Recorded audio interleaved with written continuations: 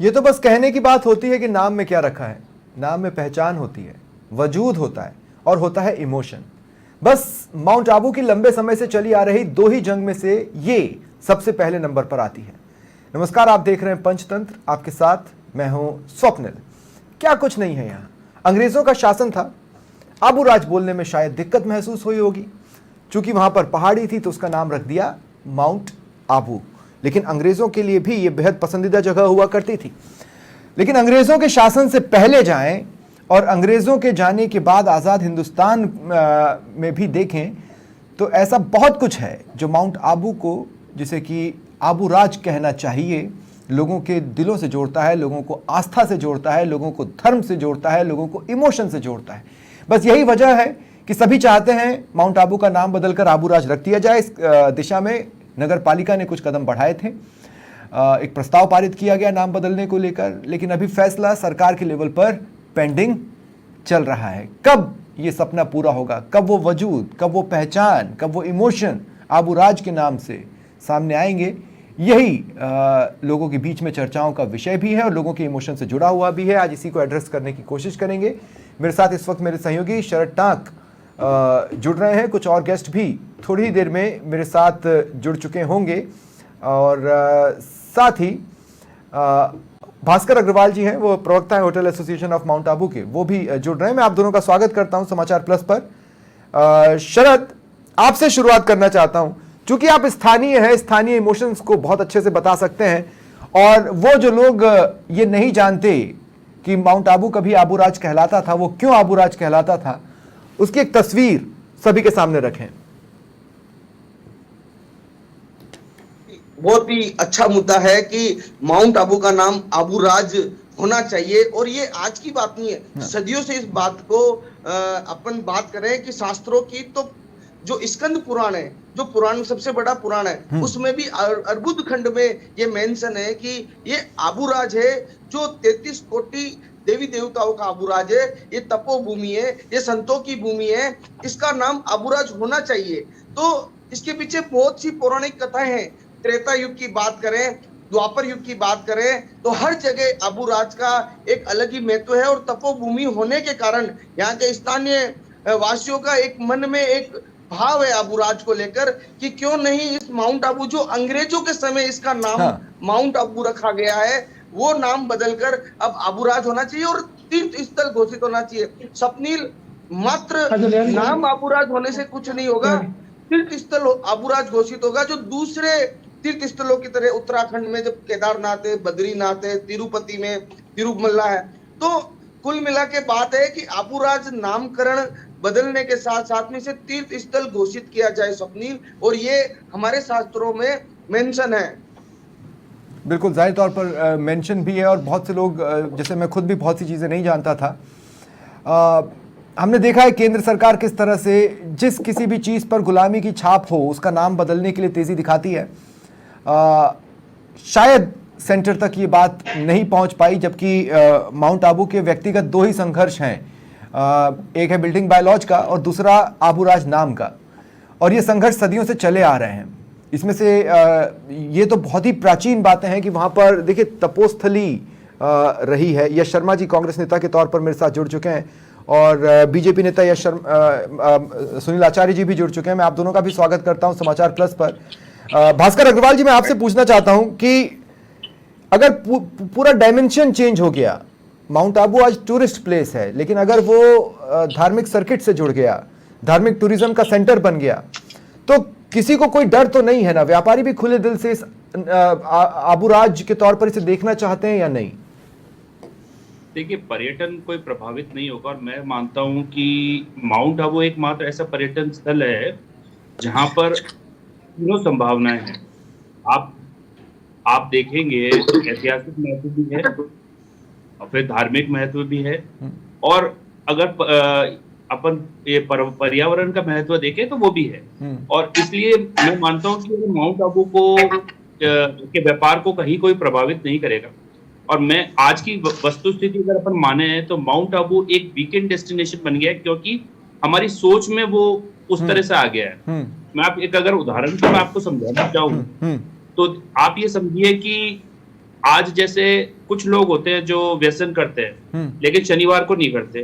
दिन तो सब भगवान के बनाए हुए हैं ना। नहीं, लेकिन फिर भी लेकिन शनिवार को लेकिन क्यों- माउंट आबू के साथ ये है ना कि गुजरात से लोग अमूमन सैटरडे संडे इस तरफ रुख करते हैं, और उसमें से अहम कारणों में मस्ती भी होती है। से सहमत हूँ। हाँ। माउंट आबू से मात्र 40 किलोमीटर पर अंबाजी है। ठीक है, वहां पर आने वाला फुटफॉल अगर आप कैलकुलेट करेंगे, उसके पास मात्र एक धार्मिक आस्था का केंद्र है, अंबाजी माता का मंदिर, जो तो वहां पर अगर फुटफॉल माउंट आबू के फुटफॉल से कैलकुलेट करेंगे तो कहीं ज्यादा मिलेगा। तो ऐसा नहीं है कि सिर्फ इसलिए कोई पर्यटन स्थल चलेगा कि वहां पर लोग मतलब अपना शौक मौज पूरा करने आते हैं। तो मुझे नहीं लगता कि सिर्फ इस वजह से ही माउंट आबू आता है। इसका जो महत्व है, जब नाम बदलेंगे तो उसका महत्व समझ में आएगा। हाँ, अभी बहुत से लोगों को महत्व भी नहीं पता है, और सबसे अहम बात यही है कि देखिए, मुझे बहुत खुशी है इस बात की कि हर कोई एक ही दिशा में एक ही जैसा सोच रहा है। मैं हमारे साथ जो बीजेपी के मेहमान जुड़े हैं उनका भी रुख यहाँ पर करना चाहता हूँ। सुनील आचार्य जी बीजेपी के नेता हैं, और ये भी बता दूं कि नगर पालिका माउंट आबू ने जब ये प्रस्ताव पारित किया कि माउंट आबू का नाम अब आबूराज हो जाना चाहिए, नेता प्रतिपक्ष है नगर पालिका में, और अगर मैं गलत नहीं हूं तो ये प्रस्ताव भी आप ही का लाया हुआ था सुनील आचार्य जी?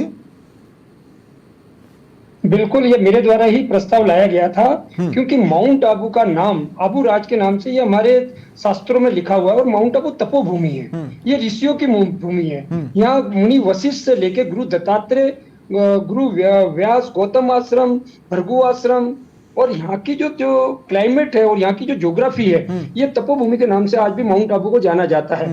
और अगर इसका इतिहास देखें तो त्रेता युग और द्वापर युग दोनों से ये मेल खाता है, क्योंकि राम की पाठशाला भी माउंट आबू में थी, मुनि वशिष्ठ आश्रम में, जहाँ पे राम ने अपनी प्रारंभिक शिक्षा प्राप्त की। और फिर हम बात करें तो कौरव पांडव अज्ञातवास में माउंट आबू आए थे। तो उस समय की बात को अगर हम देख नहीं तो पॉइंट ऑफ व्यू से तो सुनील भाई का जो महत्व है, हाँ सुनील भाई, मेरा सवाल आपसे ये है जी कि क्या नीति निर्धारकों को ये नहीं पता था कि मतलब अच्छा लगता है क्या कि जहां खुद प्रभु श्री राम ने शिक्षा ली हो वहां पर मांस बिकती हो, शराब बिकती हो, लोगों ने इसे सिर्फ एक मस्ती का पॉइंट बनाकर रखा है, और ऐसी मस्ती जिसमें धर्म का समाहित नहीं होती चीजें। आप समझ रहे होंगे मैं क्या कहना चाह रहा हूं। क्यों नीति निर्धारकों के दिमाग से ये बात चूक गई? मैं आपको बता दूं, माउंट आबू का जब बायलॉज बने थे, जो पुराने हमारे जो बायलॉज थे, उसके अंदर ओपन प्लेसेस के ऊपर मांस, मदिरा और उसकी दुकानें, इवन आमलेट की भी दुकानें माउंट में परमिटेड नहीं थी। समय के साथ साथ परिवर्तन आता गया और सख्ताई कुछ कम होती गई। जो प्रशासनिक अधिकारी थे उन्होंने इस ओर ध्यान नहीं दिया।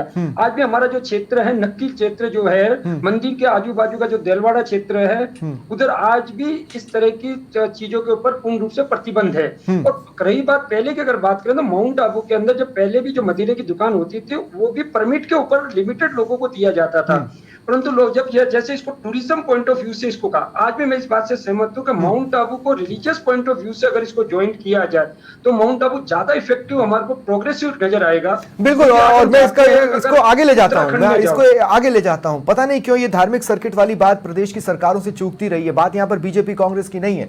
आप देखिए, जब श्री राम लला के मंदिर का निर्माण शुरू हुआ तो किस तरह से योगी सरकार ने वहां पर उसे धार्मिक टूरिज्म से जोड़ने के लिए एक पूरा सर्किट डेवलप किया, जिसकी वजह से बहुत से रोजगार भी डेवलप हुए। सीकर शेखावाटी संभाग छूट जाता है इस तरह के सर्किट से, भरतपुर संभाग छूट जाता है इस तरह के सर्किट से, माउंट आबू छूट रहा है इस तरह के सर्किट से। बल्कि मैं तो ये कहूं कि शायद देश में कम ही लोगों को यह पता होगा कि धार्मिक लिहाज से जरूरी है माउंट आबू आना और कुछ स्थलों के दर्शन करना। और तीर्थों के दर्शनों जितना ही महत्व यहां पर कुछ स्पॉट्स हैं जहां पर आप जाएंगे तो आपको मिलेगा। मैं यश शर्मा जी आपसे भी पूछना चाहता हूं, क्या कारण है नगर पालिका में सर्वसम्मति? इसका मतलब ये होता है कि वहां पर बैठे एक एक व्यक्ति की हां से प्रस्ताव पारित होता है, पर इसके बावजूद भी चीजें कहीं फंसी हुई है। क्यों फंसी हुई हैं?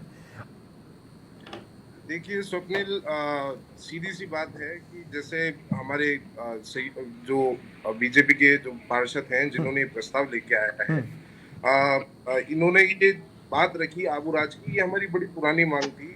वैसे शास्त्र अनुसार देखा जाए तो अर्बुदांचल इस नगरी का नाम कहा गया। जी जी बोले, मैं सुन रहा हूं आपको। सुन पा रहे हैं यश जी आप मुझे? आप म्यूट पर चले गए, आपको म्यूट हटाना होगा।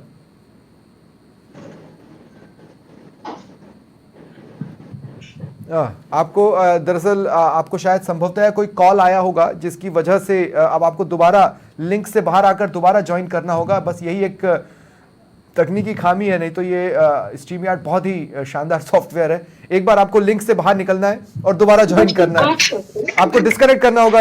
यश जी, शरद मैं एक बार फिर आपके पास आ रहा हूं। शरद देखिए, मैं ये पूछना चाहता हूं कि कोई मास लेवल का कोई बहुत बड़ा आंदोलन, ऐसा कोई धरना जिसमें लोग टेंट लगाकर बैठ गए हों और इस बात पर अड़ गए हों कि हमें हमारी पहचान, हमें हमारा वजूद, हमें हमारा सपना लौटा दो, देखने को नहीं मिला, क्यों? बिल्कुल स्वप्निल, ये बिल्कुल आपने सही कहा कि इस प्रकार की बात आज देश को आजाद हुए कितने साल हो गए, कितनी सरकारें आई, कितनी सरकारें गई, और सबसे बड़ी बात है कि कई राजनीतिक पार्टियों के यहाँ बोर्ड बने, यहाँ के मंत्री रहे, और तो कुल मिला के मैं ये कहना चाहूंगा कि स्वप्निल की राजनेताओं की इच्छा शक्ति की कमी देखने को मिली, और उस इच्छा शक्ति की कमी की वजह से आज तक लोगों के मन में एक टीस है क्या, जहां प्रभु श्री राम ने अपनी शिक्षा ग्रहण की, जहां भगवान श्री कृष्ण जब द्वापर या द्वारिका गए थे द्वापर युग में, तब इसी रास्ते से गए थे, पांडवों ने अपना यहाँ अज्ञातवास गुजारा, भगवान करीब करीब 33 कोटि देवी देवताएं यहाँ निवास रखते रहे, भगवान शिव भोलेनाथ की जो उप नगरी बोली जाती है, अर्ध काशी माउंट आबू बोला जाता है, और स्वामी विवेकानंद ने अपनी शिकागो जाने से पहले तपस्या यहाँ की, वो तमाम प्रकार की जो तप भूमि ये माउंट आबू है, तमाम ऋषि मुनियों की तप भूमि है, उसको लेकर आज तक किसी ने कोई आंदोलन नहीं किया, कोई जनता में इस प्रकार की कोई बात हमेशा नेताओं तक, जबकि ये बातें चुभनी चाहिए, ये बातें चुभनी चाहिए। देखिए, मीट की दुकानें बेवजह से कई जगहों पर बवाल का हिस्सा बन जाती है, लेकिन जहां पर मांस की दुकानों को या तो बहुत दूरी पर होना चाहिए, वो चीज़ें इमोशन को क्यों नहीं टच कर पा रही हैं, मेरी समझ से परे है। मैं एक बार फिर जो हमारे साथ जुड़े हैं प्रवक्ता होटल एसोसिएशन के भास्कर अग्रवाल जी, मैं आपके पास आ रहा हूँ। भास्कर जी, मेरा सवाल आपसे ये है, कई तरह की इंडस्ट्रीज इस सपने के साथ नहीं चल सकती, लेकिन नई तरह की इंडस्ट्रीज इस सपने के साथ डेवलप होंगी। क्या आप भी उसे देख पा रहे हैं? क्योंकि अभी बात सिर्फ वीकेंड्स की नहीं है, अब बात साल भर हर रोज दर्शनों की होगी। बिल्कुल, संभावनाएं तो बढ़ती हैं, क्योंकि देखो माउंट आबू, आप ये मत मानिए कि एक लिमिटेड धार्मिक स्थल है। मतलब मैं ये कहता हूँ कि हमारे यहाँ इतना स्कोप है, इतना पोटेंशियल है, आप और इसका जो धार्मिक इतिहास है वो इतना रिच है कि उसको अगर हम आज तक हम लोग मतलब दुनिया को बता ही नहीं पाए। जब दुनिया जानेगी, उसको एक्सप्लोर करेगी, तो आप देखिए कि आज 52 शक्तिपीठ है, उसमें से एक शक्तिपीठ माउंट आबू में भी है। लेकिन 40 किलोमीटर दूर एक शक्तिपीठ को वो पहचान मिलती है, लेकिन माउंट आबू में वो पहचान नहीं मिलती। दूसरी चीज, विश्व का एकमात्र मंदिर जहां पर शिव जी के अंगूठे की पूजा होती है, एकमात्र मंदिर है जहां पर शिव जी के अंगूठे की पूजा होती है, और वो अंगूठा जो दिन में 3 बार अपना रंग बदलता है, वो ऐसे मतलब धार्मिक स्थल की को भी पहचान नहीं मिली। तो ये कहीं ना कहीं हमारी खामी, मतलब यूं समझो कि पूर्ववर्ती सरकारें हैं, या तो इस विषय को इतनी गंभीरता से नहीं लिया, या उनके विषय जानकारी में नहीं। तो मुझे लगता है कि नगर पालिका के प्रस्ताव को क्यों नहीं लिया गया है। सुनील आचार्य जी इस बात पर प्रकाश डाल पाएंगे। सुनील आचार्य जी, प्रस्ताव को पारित हुए अच्छा खासा समय बीत गया है, आपको पता है आप ही का प्रस्ताव था, किस दिन पारित हुआ, आपको तो डेट और टाइम भी याद होगा, उस पर सरकार फैसला क्यों नहीं ले पा रही है अब तक? मैं समझ नहीं पा रहा हूं कि राज्य सरकार के पास भेजा था, और हम चाहते थे कि इसको सरकार इसको अति शीघ्र इसको ले, क्योंकि पूर्ववर्ती सरकार ने माउंट आबू को एज ए हिल स्टेशन ही माना। आज तक इसको कभी धार्मिक दृष्टि से नहीं देखा गया कि माउंट आबू एक रिलीजियस सर्किट भी बन सकता है। और जब ये हमारे बात में आया, मैं जहन में आई, हमारे कुछ लोगों के जो यहाँ के पुराने लोग थे, उन्होंने कहा कि माउंट आबू को आबू राज के नाम से इसको जाना जाए, और ये तपोभूमि है। और जब ये हमारे दिमाग में आया तो हमने बोर्ड के अंदर ये प्रस्ताव लिया और सर्वसम्मति से इसका लिया कि माउंट आबू नहीं, आबू राज होना चाहिए, क्योंकि माउंट आबू। लेकिन थोड़ा सा आपकी बात में मैं थोड़ा सा संशोधन कर रहा हूं, पूर्ववर्ती सरकार की बात नहीं है, ये तो 1947 से अब तक की बात है। और सबसे बड़ी बात यह है कि पिछले 20 सालों में 10 साल तो बीजेपी के भी रहे, लेकिन जब जागो तभी सवेरा। खैर, हाँ, पर आज तक इन्होंने भी इस ओर ध्यान नहीं दिया। इस ओर कभी कभी आपने सही बताया कि जब किसी की डिमांड होती है तो हाँ, उसकी रिक्वायरमेंट होती है। हाँ, जब हमारे जनन में आई, हमारे को जब यहाँ के सीनियर बुजुर्गों ने कहा कि भाई माउंट आबू तपोभूमि है, इसको क्या इस तरह का बना दिया है, अब मांस मदिरा की दुकानें लेकर पूरा माउंट आबू के जो धार्मिकता है ये खत्म हो रही है। हाँ, और इसको बनाए रखने के लिए इसका ऐसा कोई हार्ड स्टेप उठाना चाहिए। तो हमने बोर्ड के अंदर, क्योंकि पहला हमारा निर्वाचित बोर्ड है, उसके अंदर हमने प्रस्ताव लिया। प्रस्ताव की प्रक्रिया के अंदर हमने राज्य सरकार को ये प्रस्ताव भेजा है, और जैसे ही राज्य सरकार इसको अनुमोदन कर देगी नहीं, लेकिन वो कब करेगी? सरकार के पास समय था। देखिए, मैं यही पूछना चाह रहा हूं, सरकार के पास तब समय था और तब आचार संहिता भी नहीं लगी थी। इस मैटर को सीरियस क्यों नहीं लिया गया भजनलाल सरकार द्वारा अब तक? अब इसको देखो, अभी आपने बिल्कुल सही बताया, क्योंकि पहले विधानसभा चुनाव थे, अब लोकसभा चुनाव समय होता है स्थानीय स्तर से लेके जयपुर जब जाता है, और उस प्रस्ताव को लेके हमने इसको भी, इसमें कुछ कमियां हमारी भी, हमने इसको फॉलो अप नहीं किया। क्योंकि कोई भी प्रस्ताव होता है उसको फॉलो अप करना जरूरी होता है, और अपने बताना पड़ता है सरकार को कि साहब इसका क्या महत्व है, इससे क्या फायदा होगा, क्या आज हमने प्रस्ताव लिया, इसके पीछे हमारी मंशा क्या है। जब ये राज्य सरकार के पास जाएगी, और हमारे को उम्मीद है, क्योंकि राज्य सरकार जब इसको गंभीरता से लेगी, तो अवश्य माउंट आबू का रिलीजियस टूरिज्म बहुत जल्दी डेवलप होगा। एग्जैक्टली जी। यश शर्मा जी, मैं आपके पास आ रहा हूँ। यश शर्मा जी, मैं पूछना चाह रहा हूँ कि कहाँ चूक हो रही है? मैं आज तक समझ नहीं पाया कि राजस्थान में टूरिज्म को लेकर इतनी अपार संभावनाएं हैं, और खासकर धार्मिक पर्यटन को लेकर तो जगह जगह संभावनाएं। मैंने 2 संभाग गिनाए, मैं उसके अलावा भी गिना सकता हूं और उसका पूरा मैप बना के बता सकता हूं ऊपर से। लेकिन इसके बावजूद क्यों सरकारों के दिमाग से ये बात स्किप कर रही है? जी, मैं इसमें आपको बड़ी आपको खुशी होगी कि पिछली जो हमारी कांग्रेस की जो सरकार थी, उन्होंने पार्लियामेंट के अंदर एक पन्नादायक योजना, एक सर्किट बनाया था, जिसके अंदर जैसे कि भास्कर जी ने ये बात कही कि ना माउंट आबू के पास में एक शक्तिपीठ है, उनको धार्मिक मान्यता मिली है, मतलब धार्मिक उनकी अहमियत ज्यादा है। माउंट आबू के अंदर भी एक शक्तिपीठ है, उनकी इतनी मतलब इतनी पहचान है नहीं। तो जैसे कि हमारी गहलोत सरकार जो थी, उसके अंदर एक पन्नादायक सर्किट बनाया गया था, जिसके अंदर 100 करोड़ का बजट भी उन्होंने इम्प्लीमेंट किया था। नहीं, लेकिन वो बातचीत अधूरी है। देखिए, वो चीजें इनकम्प्लीट है। मैं कह रहा हूं कि आपको एक ब्रॉडर एस्पेक्ट पर देखना पड़ेगा। ब्रॉडर एस्पेक्ट ये, जैसे शेखावाटी, आप शेखावाटी में खाटू श्याम जी से जीण माता तक, जीण माता से झुंझुनू चूरू के तमाम धार्मिक सर्किट को कवर कर सकते हैं। कितने रोजगार बनेंगे? मतलब जिन बेरोजगारों के आक्रोश का सामना सरकारों को करना पड़ता है, उसका सोल्यूशन तो यही जमीन पर मौजूद है। इसके बावजूद एक ब्रॉडर प्रोजेक्ट, एक ब्रॉडर प्लान अब तक किसी बजट में नहीं आया है। जी बिल्कुल स्वप्निल, जैसे कि हम समझते हैं कि हमारे आसपास में, जैसे कि एक उदयपुर सिटी है, उदयपुर के अंदर टूरिज्म का बहुत अच्छा एक फुटफॉल है। हम जो समझते हैं, देखो माउंट आबू के अंदर लिमिटेड रिसोर्सेज है, एक सीमित दायरा है माउंट आबू का, और उसकी एक कैपेसिटी भी है टूरिस्ट को होल्ड करने की। जैसे कि एक सीजन टाइम जो होता है माउंट आबू के अंदर, जब जैसे दिवाली का हम सीजन गिनते हैं, दिवाली के अंदर बम्पर टूरिस्ट का फुटफॉल होता है। उस समय आप ये समझिए कि हमको लोकल व्यक्ति को भी आने जाने में दिक्कत होती है। तो माउंट आबू की सीमित दायरा है, सीमित रिसोर्सेज है। रही बात अब जैसे कि आबू राज की बात, आपने ये जो कॉन्वर्सेशन चलती थी, आबू राज के अंदर मैं आपको एक इम्प्लीमेंट कर दूं कि हमारी खुद की भावना है, हमारे यहाँ के जनमानस की भावना। नहीं, लेकिन ये भावनाएं आज तक किसी भी सरकार के मुखिया तक पहुंच क्यों नहीं पाई? जी, ये तो मैं आपको इस चीज के अंदर भी बताना चाहता हूँ कि हमारे यहाँ के जो विधायक है समारावती ग्रासी है, जो कि बीजेपी से है, जिन्होंने ये प्रस्ताव रखा था। नहीं तो बाजू में संयम लोढ़ा जी पहुंचा देते जब वो विधायक थे। संयम लोढ़ा जी तो सलाहकार भी रहे सीएम के। जी जी जी, एक विधायक को कोसने से क्या होगा? जब मैं इन टोटलिटी बात कर रहा हूँ, तो वो इन टोटलिटी ही देखा जाना चाहिए। मैं शरद भाई, मैं थोड़ी देर में आपके पास आ पाऊंगा। हम यहाँ पर एक और मेहमान को जोड़ने की कोशिश कर रहे हैं। अच्छा शरद टाक, मैं आ सकता हूँ आपके पास? हाँ शरद, क्या बोल रहे हैं आप?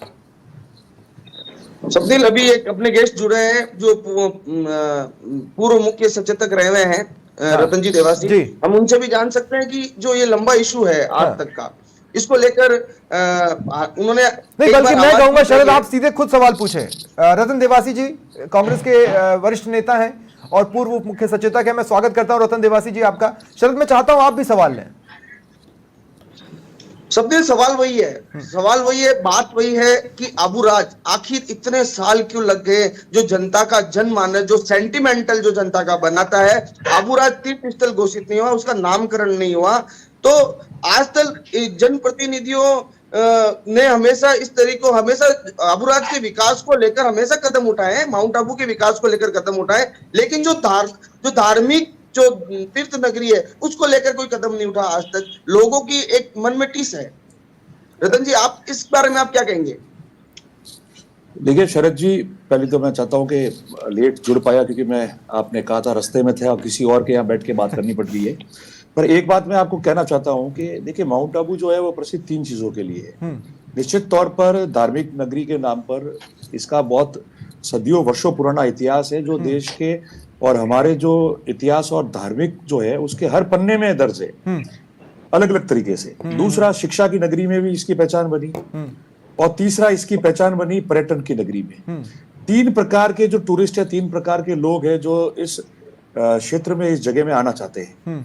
आप देख लीजिए आदिवासियों को लेकर भी, कि वर्ष में एक दिन ऐसा आता है जब आदिवासी यहाँ पूरे दिन, एक दिन पूनम का होता है जब आते हैं। हाँ। तो मैं समझता हूँ कि पहचान देने वाली बात अलग है। पहचान तो क्या, ये तो हमारे वेद पुराण से लेके इतिहासों में, धार्मिकता में दर्ज है। शक्तिपीठ यहाँ है, पांडवों की बात हो, अचलेश्वर महादेव की, बहुत सारी चीजें हैं, उनमें जाने की जरूरत नहीं। मैं ये मानता हूँ कि सरकारों के साथ में, जो भी सरकारें रही, उन सरकारों के साथ में हम जो लोग, जो वहां के स्थानीय लोग हैं, जो जनप्रतिनिधि है, जो विभिन्न राजनीतिक दलों में अपना प्रतिनिधित्व करते हैं, हम सब की जिम्मेदारी बनती थी। वो जिम्मेदारी पे हम लोग खुद भी खड़े नहीं उतर पाए, और इसलिए नहीं उतर पाए क्योंकि उसका सबसे बड़ा कारण ये हुआ कि जब व्यक्ति अपने खुद के जो संसाधन होते हैं जीवन जीने के, वो है रोटी, कपड़ा और मकान, जब वह उसमें बट जाता है और उसकी चिंता उस और चली जाती है और वो लड़ाई उस और चली जाती है, तो वो जो विकास की बात करनी पड़ती है इस क्षेत्र को, धार्मिकता पे और ज्यादा कितना नहीं, लेकिन रतन जी अभी तक किसी भी स्वर ने, किसी भी व्यक्ति ने इसका विरोध नहीं किया है। ये एक भावनात्मक पहलू है जो बहुत बड़ा होता है इस देश में। देखिए मैं बताऊं ना कि विभिन्न तौर पे हर एक सरकारें जब आई, जब यहाँ का कोई ना कोई एक्शन प्लान बना होगा, डेवलपमेंट बना होगा, आबू डेवलपमेंट। आपको मैं एक संज्ञान में आपको डालना चाहता हूँ कि यहाँ कमेटी बनी हुई है, Abu development committee. Abu development committee पूरे राजस्थान में कोई भी नगर पालिका क्षेत्र या पर्यटक स्थल ऐसा नहीं है जिसकी एक समिति, और उस समिति का चेयरमैन जो है वो मुख्यमंत्री स्तर का व्यक्ति हो, या चीफ सेक्रेटरी और प्रिंसिपल सेक्रेटरीज जो है वो इसके मेंबर हो। तो माउंट आबू एकमात्र ऐसी जगह है जिसके लिए विकास समिति बनी हुई है, और राजस्थान के चीफ मिनिस्टर उसके चेयरमैन है, चीफ सेक्रेटरी और प्रिंसिपल सेक्रेटरीज उसके मेंबर है। विभिन्न मीटिंगों में ऐसी जो हम लोग चर्चा कर रहे हैं उनके कई प्रस्ताव लिए गए, मगर उसका इंप्लीमेंटेशन हमेशा 0 रहा है। वो केवल मीटिंग की औपचारिकता तक सीमित रहा। इसलिए उस पूरे डिस्कशन की सबसे खूबसूरत पहलू ये रहा कि हर कोई मानता है यहाँ कण कण में संस्कृति है और पग पग पर प्रकृति है, और किसी ने भी किसी पर बेजा के आरोप लगाने की कोशिश नहीं की। यही इस डिस्कशन का सबसे सुखद पहलू रहा है। तो उम्मीद की जानी चाहिए कि अब भजनलाल सरकार जो प्रस्ताव भेजा गया है उस पर, हालांकि थोड़ा पहले भी फैसला हो सकता था, लेकिन जब चुनावी नतीजे आ जाएंगे उसके बाद जो प्राथमिकताओं की जो भी उनकी लिस्ट होगी 10-15 चीज़ों की, उसमें ये भी हो, और जल्द ही स्टेशन पर, बस स्टैंड्स पर पेंटर ये नाम लिखता नजर आए कि आज से ये आबू राज है। बहुत बहुत शुक्रिया आप सभी का मेरे साथ जुड़ने के लिए। फिलहाल इतना ही, नमस्कार।